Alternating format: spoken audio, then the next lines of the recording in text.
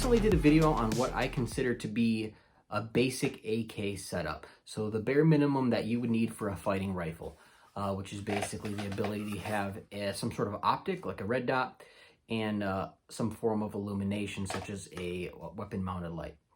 So I recently picked up this KP9, and what I'm going to do is with this, I'm going to set it up with more of a modern AK setup, okay? So a little bit extra bells and whistles. That's just going to allow that rifle to perform a little bit more efficiently for me. And I'm going to go over what I'm going to be putting on this. So this is how it comes from the factory. So this is a pistol. I am going to be SBRing this, but right now it's just in the pistol form. So I'll be putting on a brace at this time. All right, so I'm going to get into the different accessories that I'm going to be putting on here.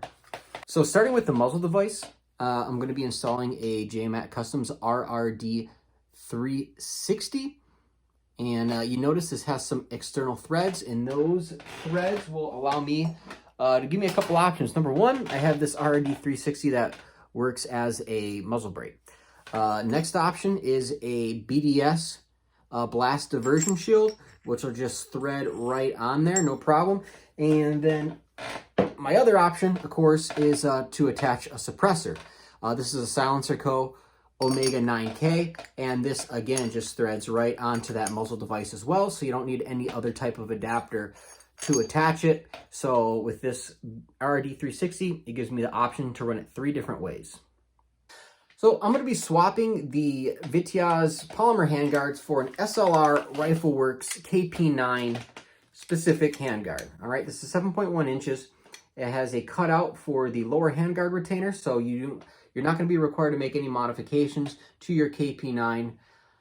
So it's going to bolt right on there. All right, it has an upper rail, so you can mount whatever you need to up there. And it has M-lock on the bottom, as well as a couple QD loops for your sling. It attaches here in the rear, so the up front's going to be free floating, which is going to translate typically to better accuracy downrange, less negative effect on the barrel and the barrel harmonics.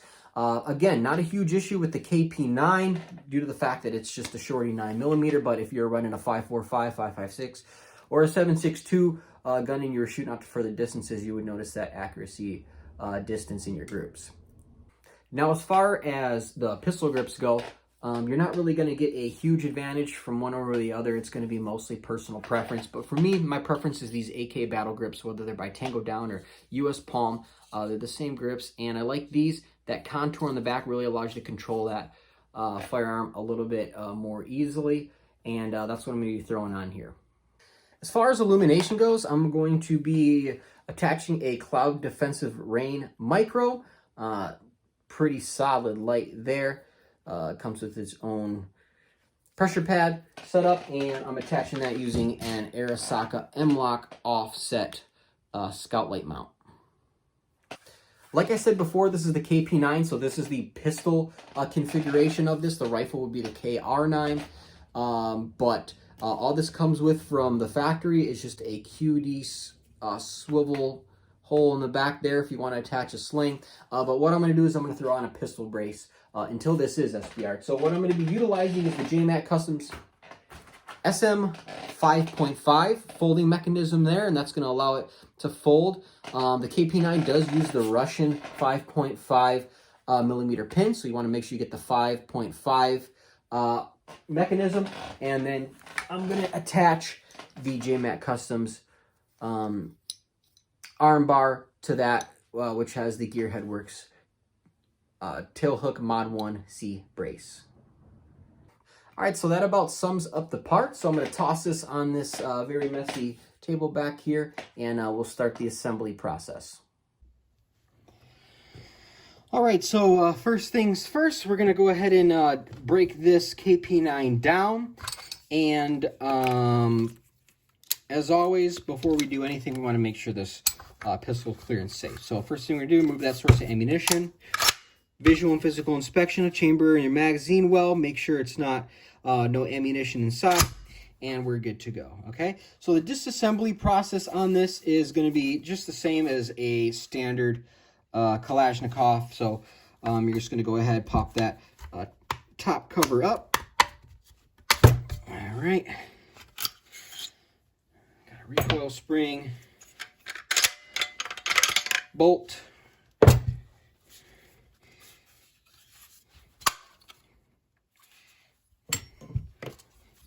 right, for our gas tube retainer, I got this. This one's pretty tight, so I got this handy little tool.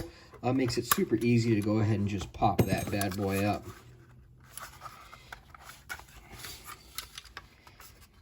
Here we go. There's our gas tube. And then our lower handguard retainer.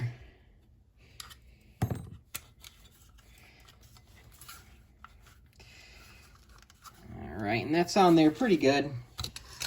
So I'll go ahead and use this nice little hammer from the Field Toolkit and give that a couple taps. Get that out of place, and that handguard's gonna come off.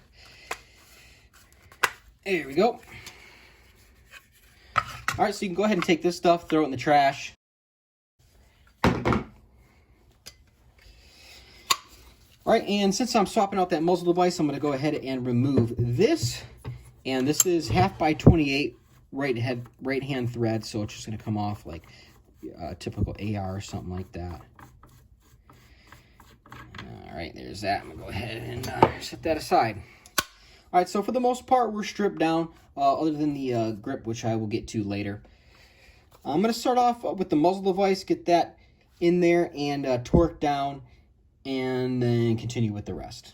Just go ahead and just kind of put that down just so it stays out of the way for us.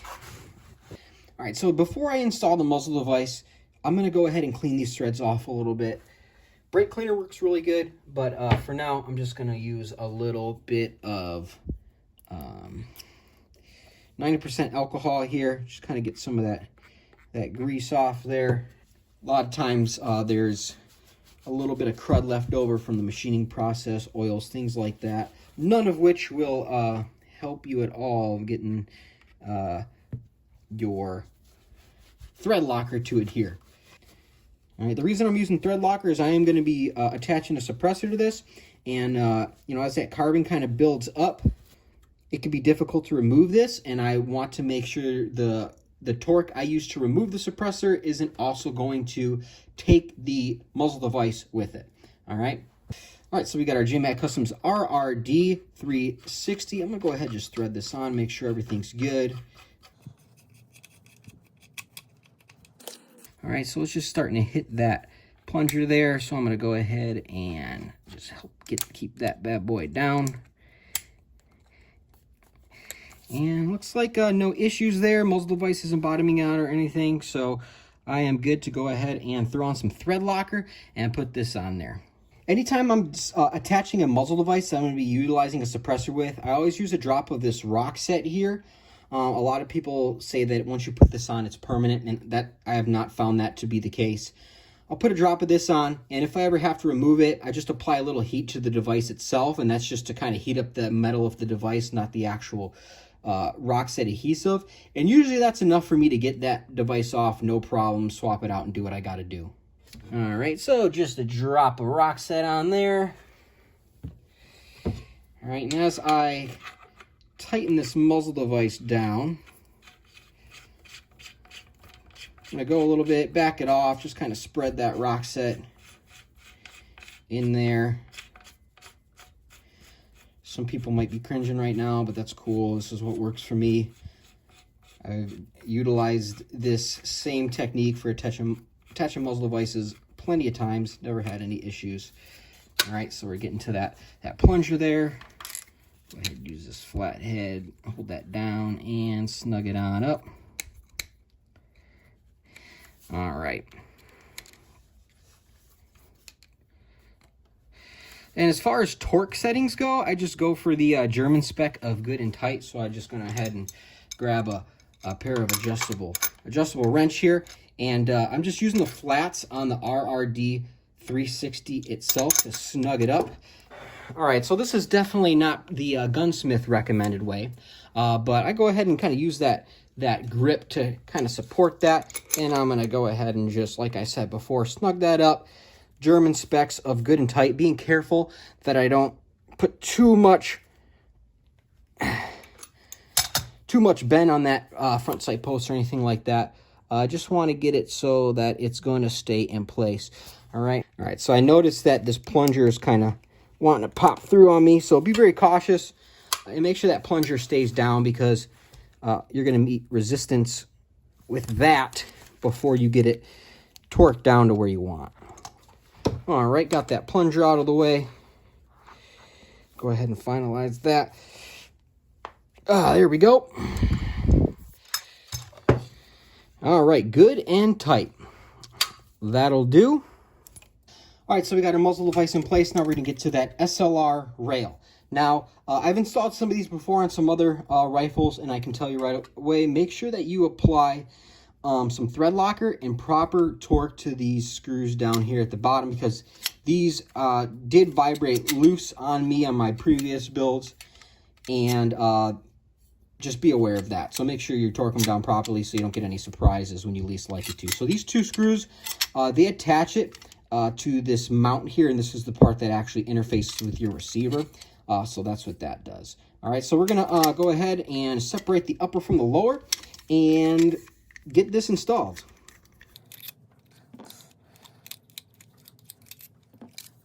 All right, so I have my lower handguard retainer already locked into place there. We'll want to make sure our upper handguard retainer is down inside of that indent there.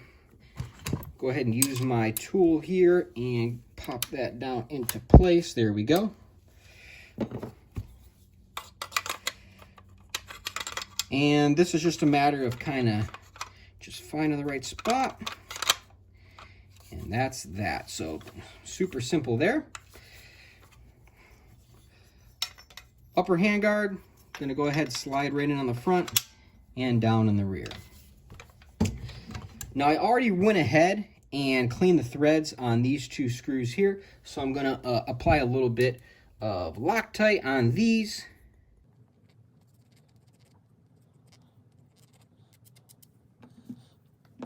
All right.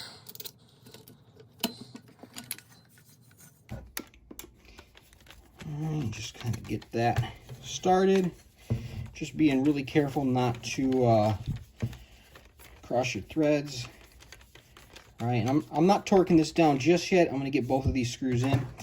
And once they're in, set in place, and I got everything squared away, I'll start tightening them down. At the end, I'm going to go ahead and torque them to 35 inch-pounds. All right, and I'm using Loctite 242. There's a lot of good stuff out there. I also like the Vibratite. This stuff just sets a little bit quicker.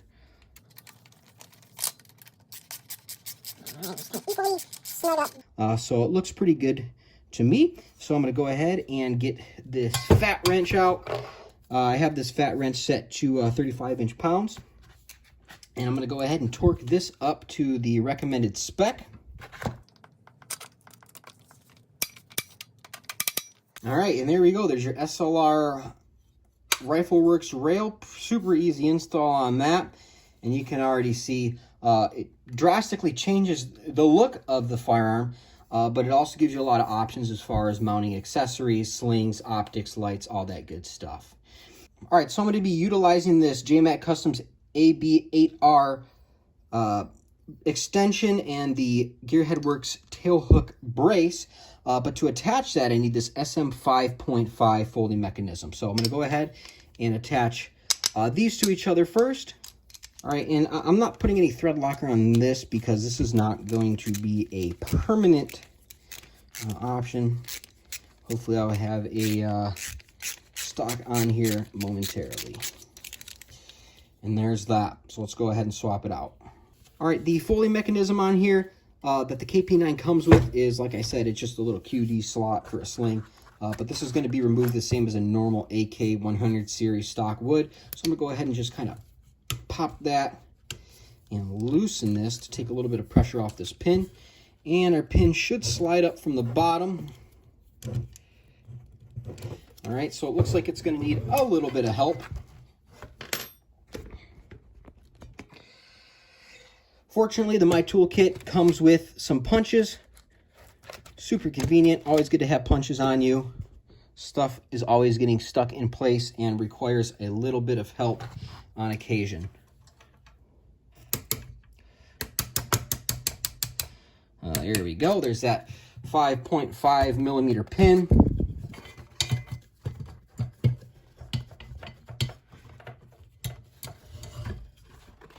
There we go. All right, so that's what the KP9 comes with. Go ahead, throw that away. Just kidding. And let's get that the JMAC brace installed. Pops right in place. Now, sometimes these JMAC parts can be built to pretty high tolerances, so the first time you get it to lock up, you might counter a little bit of resistance, but that's just because of how tight they want it to be. You don't want this to wiggle around. So oftentimes, the first time you install this, it might not want to close all the way, and if that's the case, just go ahead and give it a little tap right there, and that's just going to shave off that fraction of material off that SM 5.5 and make sure you got a real snug fit. All right, so far so good. Next up is going to be this US Palm Battle Grip. So pretty easy install on these. Move in order. I know some of you are already typing comments right now about this work area. All right, so go ahead and loosen that.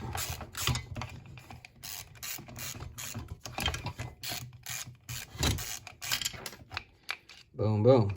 Here we go. Okay. So there's your Vityaz grip. Go ahead, throw that away. All right, so easiest way to do this is to kind of get your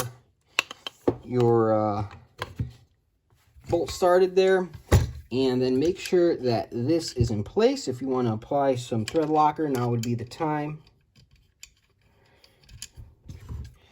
All right, and I'm going to go ahead and hold that in place while I get this started.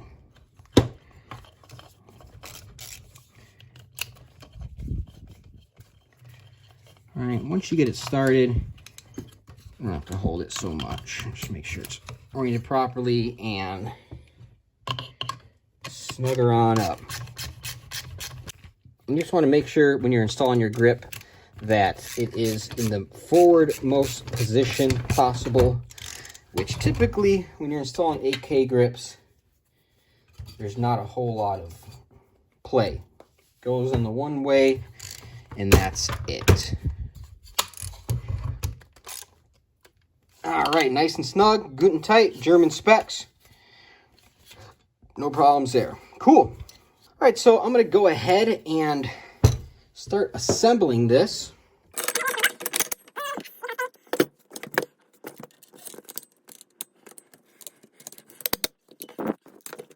All right, we're looking pretty good if I do say so myself. I got a few more things to add. We're going to go ahead and get that light installed, as well as an optic, okay? All right, so for the installation of the light, I'm going to be using this M-LOK offset scout mount from Arasaka. Okay, so this is going to come with the screws to mount the light to this mount itself. So everything's there. So the cool thing about these Arasaka mounts is it gives you a few different options as far as your height. So you're going to want to make sure that you figure out how tall you want your light mounted in here before you start throwing that thread locker in. All right, so ran into a little bit of a snag when doing the test fitting for the light. If you notice here, the light mount is hitting the lower handguard retainer. So if I wanted to, I could go ahead and just mount this a little bit further back, but I really want the light right here. So I'm going to see if I can take a little bit of material off of this and still keep this in the same spot. So quick video of the modification I had to make to the mount. All right, just took it to the belt sander and kind of just matched the profile of the lower handguard retainer. All right, now if you take a look, it clears it by just that much. All right, so next little hurdle is my M-LOK hardware is now touching the lower handguard retainer itself. So back to the grinder. All right, so there we go. Shorten that M-LOK hardware up just a smidge, and now let's try her again. All right, so if you can see in there, we have success. All right, just enough clearance. All right, so now that I finally got the parts to fit here for this light mount, I'm gonna go ahead and do the final fitting on it.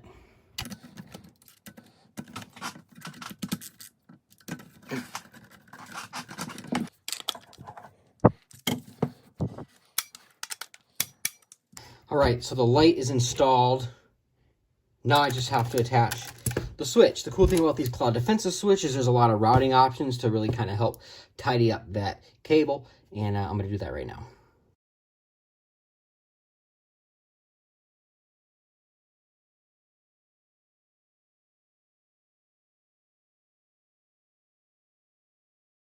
All right, so with a little bit of patience, there's the cloud defensive switch with the wires nicely tucked away. You can kind of see them peeking out there, and they go ahead and wrap around. One of the accessories I forgot to mention that I'm putting on here is the JMAC Customs HRD hand retention device. And these are nice little hand stops, and you can run them either forwards or backwards. I like to run them just like so. And this just allows me to get a little bit more leverage over that front end. And it also acts as a standoff against barricades. All right, there's our HRD in place. And last but not least is an optic. So let me go grab something. All right, so for right now, I'm going to be utilizing this Primary Arms MD20 red dot. I really like these. It's on a Rifleworks 1/3 co-witness mount. And it's going to look pretty good too.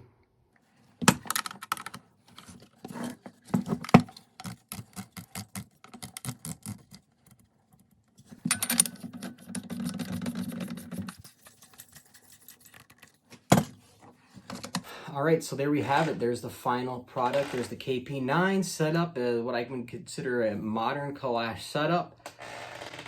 Okay, I still have my light, still my illumination, still my optic. As far as buttstocks go, obviously this is a brace. Once this is SBR, I can put a buttstock on here. Buttstocks, again, going to be personal preference. There's a lot of options out there. If you're wearing a lot of body armor, you might want something with a rubber butt pad that's going to be less prone to slipping, but again, these are going to work great also. So there it is. If you have any questions, go ahead and leave some comments below. I'm looking forward to getting this out to the range and getting some videos out there for you guys with this thing, testing out, seeing how it runs. And that's it. There's your Kalashnikov USA KP9 setup as a modern Kalash PCC.